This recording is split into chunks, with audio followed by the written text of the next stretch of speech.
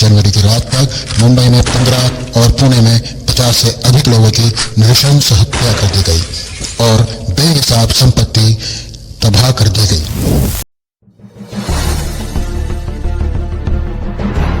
नमस्कार दोस्तों, एक बार फिर आपका स्वागत है हमारे YouTube channel shadows of history में। I, Jawaharlal Nehru, do solemnly affirm. I, Jawaharlal Nehru, do solemnly affirm. 15 अगस्त 1947 का वो पावन दिन किसको याद नहीं जब भारत के पहले प्रधानमंत्री के रूप में पंडित जवाहरलाल नेहरू ने शपथ ग्रहण की। कांग्रेस की सरकार थी और गांधी कांग्रेस का एक मुख्य चेहरा थे जिसे कांग्रेस आगे चलकर भी इस्तेमाल कर सकती थी, जो कि भविष्य में उसने किया भी। बस इसलिए गांधी को कांग्रेस ने लगातार हीरो बनाया, उनकी फोटो नोटों पर लगाई और उन्हें राष्ट्रपिता बना डाला। मगर गांधी से जुड़ी कुछ कड़वी लेकिन सच्ची बातें आज हम आपसे इस वीडियो में करेंगे। वीडियो को अंत तक देखें और हमारे YouTube चैनल को सब्सक्राइब करें। आप सब्सक्राइब करेंगे तो हमारा हौसला बढ़ेगा और हम ज्यादा जानकारी आप तक पहुंचा पाएंगे। गांधी बेशक धोती में घूमते थे, लेकिन इसका मतलब ये कतई नहीं कि उनके पास पैसों की कोई कभी भी कमी रही हो। चंदा या दान तो वो किसी अमीर से बाकायदा कहकर भी मांग लिया करते थे, जिसके बारे में सरदार वल्लभ भाई पटेल ने एक बार कहा भी था कि मैं गांधी की तरह नहीं हूं जो किसी के आगे हाथ फैलाऊं। चलिए इसी से जुड़ा एक मजेदार किस्सा हम आपको बताते हैं। दिल्ली क्लॉथ मिल्स यानी कि DCM के मालिक 1935 में विवाह के बाद गांधी जी से आशीर्वाद लेने पहुंचे। चरखे पर कताई करते हुए गांधी जी ने कहा, क्या तुम जानते हो कि मांगने की मेरी आदत बहुत अदम्य है। उनकी पत्नी की सोने की चूड़ियों पर नजर डालते हुए गांधी जी ने कहा, मुझे गहने लेने से भी कोई गुरेज नहीं। इस आकस्मिक घटना से अचंभित होकर उनकी पत्नी अवाक रह गई, किंतु पति के कहने पर अपनी चूड़ियां उन्होंने गांधी जी को दान स्वरूप दे दी। DCM कंपनी के मालिक गांधी जी के भक्त थे या कोई और मुद्दा इससे संबंधित एक छोटी सी बात आपको हम और बताना चाहें कि इस घटना के मात्र 3 साल पहले ही 28 नवंबर 1932 को गांधी जी ने एक आंदोलन किया, जिसके अंतर्गत अंग्रेजी मिलों में बने कपड़ों की होली जलाई गई और विदेशी फैक्ट्री में बने कपड़ों का बड़े पैमाने पर बहिष्कार किया गया। और इस बहिष्कार का, इस आंदोलन का सीधा फायदा DCM यानी दिल्ली क्लॉथ मिल्स को हुआ। सोने की चूड़ियां गांधी जी के एक ही बार में कहते ही उनके आगे पेश कर देना या उन्हें दान देना या भेंट देना, इसके पीछे इस आंदोलन और दिल्ली की इस कपड़ा मिल कंपनी के मालिक का आपस में कोई संबंध था या नहीं, इसका अंदाजा आप स्वयं लगा सकते हैं। बेशक गांधी जी को गरीबों का मसीहा कहा जाता है और ये कहा जाता है कि गांधी जी ने अपना पूरा जीवन गरीबों की लड़ाई के लिए समर्पित कर दिया था।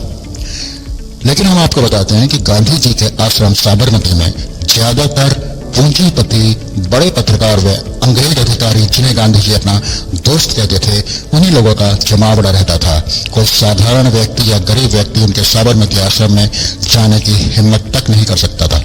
टाटा, बिरला, बजाज जैसे पूंजीपतियों के अलावा बनारस के बाबू शिव प्रसाद गुप्त व DCM के मालिक लाला श्री राम जैसे लोगों का आश्रम में सदा आना जाना लगा रहता था। और इन करोड़पति व्यापारियों की महंगी गाड़ियों में गांधी जी अक्सर सफर करते थे, जिनमें फोर्ड, मॉडल T, पैकर्ड 120 और स्टडबेकर प्रेसिडेंट जैसी उस वक्त की सबसे महंगी कारें शामिल थी। बरेली सेंट्रल जेल से रिहा होने के बाद वो पैकर्ड 120 से ही रैली करने गए थे, जो घनश्याम दास बिरला की थी। इन्हीं घनश्याम दास बिरला को आगे चलकर कांग्रेस ने भारत रत्न से नवाजा। एक तरफ जहां बिरला परिवार गांधी का फाइनेंसर माना जाता था, वहीं दूसरी तरफ वो अपने तमाम ट्रस्टों से प्राप्त चंदों और दान के पैसों को बजाज के नागपुर बैंक में रखा करते थे। इसके अलावा टाटा स्टील समूह से गांधी जी के 1909 से ही गहरे संबंध थे, जब जमशेदजी नसेरवान जी टाटा के छोटे बेटे ने साउथ अफ्रीका में गांधी जी के कार्यों में सहयोग हेतु एक पत्र के साथ 25,000 रुपए का चेक भेजा, तो ये संबंध और भी गहरे हो गए। इसके बाद 1925 व 1934 में टाटा समूह के मजदूरों ने अपने मेहनताना व आवश्यक सुविधाओं के लिए दो बड़े आंदोलन किए, जिनमें समझौता करवाने हेतु गांधी जी ही बिचौलिए बनकर पहुंचे थे। अब आइए जानते हैं गांधी जी के दलित प्रेम के विषय में। 11 फरवरी 1933 में गांधी जी ने दो अखबार निकाले, एक अंग्रेजी में हरिजन व दूसरा गुजरात में हरिजन बंधु या दीन बंधु। उस वक्त कितने दलित इंग्लिश समझते होंगे ये अंदाजा लगाना कोई कठिन नहीं है, और ये भी किसी चमत्कार से कम नहीं कि अंग्रेजी अखबार हरिजन में जहां वो अस्पृश्यता और छुआछूत के खिलाफ लिखते थे, वहीं गुजराती अखबार हरिजन सेवक या हरिजन बंधु में वो पूरी तरह से रूढ़िवादी लेख लिखते थे। यह समझना भारी पड़ जाता था कि ये दोनों लेख एक ही व्यक्ति द्वारा लिखे गए हैं। गांधी जी का यह दोगलापन अपने आप में खुद दलितों की बात करना गांधी जी की मजबूरी थी, ताकि अंबेडकर जैसे दलित चिंतक गांधी जी की स्वराज की अवधारणा का विरोध न करें। कि भारत को आजादी गांधी के आंदोलनों अथवा चरखा काटने से नहीं मिली, बल्कि इसके अन्य अनेक कारण थे।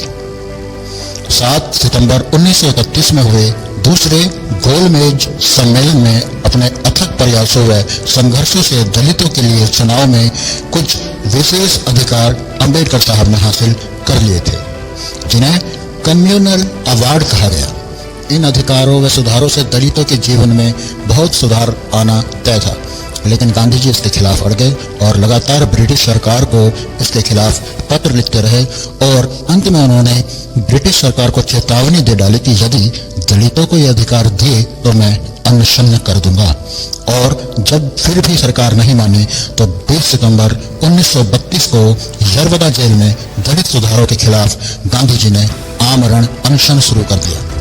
इसी समय अपने किसी सोर्स से अंबेडकर साहब को खबर मिली कि यदि गांधी की अनशन से तबीयत बिगड़ी तो दलित समाज पर हिंसक हमले होने की आशंका है। इस संभावना को देखते हुए अंबेडकर को गांधी के सामने झुकना पड़ा, और 24 सितंबर को अंबेडकर साहब ने समझौते पर हस्ताक्षर कर दिए, जो पूना पैक्ट के नाम से मशहूर है।